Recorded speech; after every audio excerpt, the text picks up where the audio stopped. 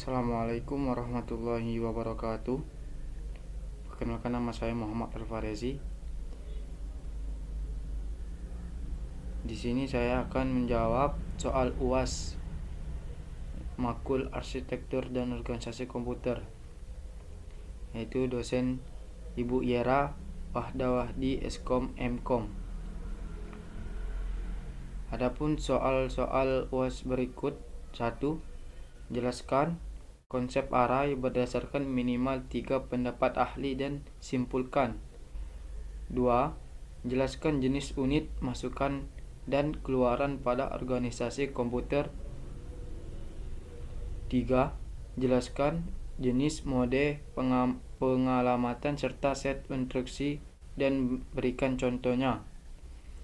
Jelaskanlah bagaimana cara kerja dari komputasi paralel yang Anda ketahui. Baik, soal yang pertama yaitu jelaskan konsep array berdasarkan minimal 3 pendapat ahli dan simpulkan. Menurut pendapat ahli Mr. Wulandari, array merupakan kumpulan dari nilai-nilai data yang bertipe sama dalam urutan tertentu yang menggunakan nama yang letak atau posisi dari elemen array ditunjukkan oleh suatu indeks. Menurut IKP, Kamus Istilah Komputer untuk orang awam atau definisi array adalah struktur data yang terdiri dari kelompok beberapa elemen. Menurut Sugiono, array adalah kumpulan dari nilai-nilai data bertipe sama dalam urutan tertentu yang menggunakan sebuah nama dan wadah yang sama. Adapun kesimpulannya, array adalah teknologi yang dapat menyimpan data bertipe serupa dalam sebuah larik. Array memiliki beberapa kelebihan sekaligus kekurangan saat digunakan untuk memecahkan permasalahan terkait data. Itu lanjut jawaban yang kedua. Soalnya jelaskan jenis unit masukan dan keluaran pada organisasi komputer. Baik, jenis unit masuk organisasi komputer ini ada dua, yaitu input dan output. Sini pertama saya akan menjelaskan input. Input ini berfungsi sebagai media untuk memasukkan data dari luar ke dalam suatu memori dan prosesor untuk diolah guna menghasilkan informasi yang diperlukan. Input device atau unit masukan yang umumnya digunakan personel komputer atau PC adalah keyboard dan mouse. Keyboard dan mouse adalah unit yang menghubungkan user atau pengguna dengan komputer. Contoh, keyboard. Keyboard merupakan unit input yang paling penting dalam suatu pengelolaan data dengan komputer. Keyboard dapat berfungsi memasukkan huruf, angka, karakter khusus serta sebagai media bagi user atau pengguna untuk melakukan perintah-perintah lainnya yang diperlukan, seperti menyimpan file dan membuka file. Yang kedua adalah output. Output adalah perangkat komputer yang berguna untuk menghasilkan suatu keluaran seperti gambar, kertas, atau hard copy, suara, dan lain-lain. Contoh output printer, speaker, monitor, dan lain-lain. Berikut contoh output device.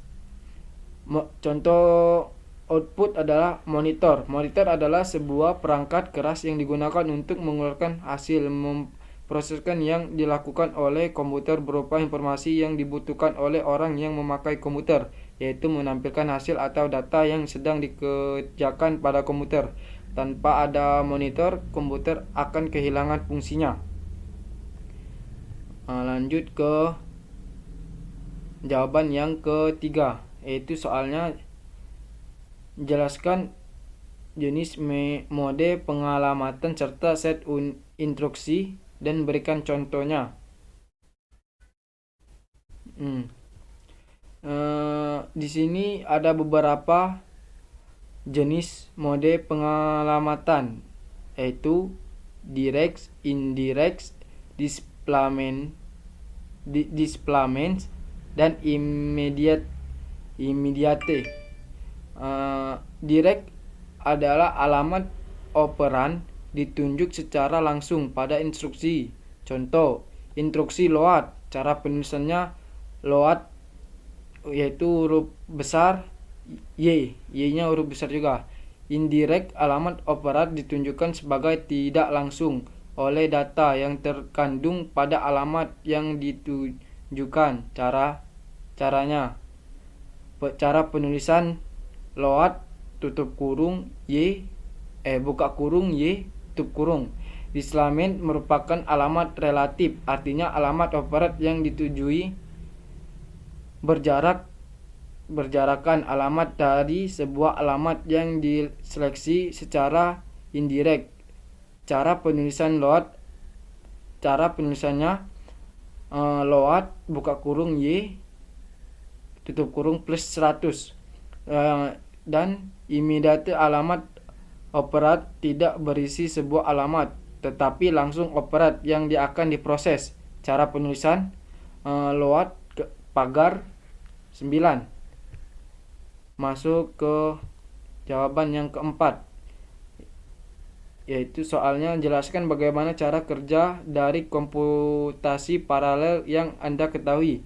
Menurut saya, komputasi paralel adalah salah satu teknik melakukan komputasi secara bersamaan dengan memanfaatkan beberapa komputer independen secara bersamaan. Ini umumnya diperlukan saat kapasitas yang diperlukan sangat besar, baik karena harus mengolah data dan dalam jumlah besar, atau di industri keuangan, bioinformatika, dan lain-lain, ataupun karena tuntutan proses komputasi yang banyak. Kasus kedua umum ditemui di kalkulasi numerik untuk menyelesaikan permasalahan persamaan matematis di bidang fisika atau fisika komputasi, dan kimia atau kimia komputasi, dan lain-lain. Begitulah jawaban saya akhiri. Wabillahi taufiq wal hidayah. Wassalamualaikum warahmatullahi wabarakatuh.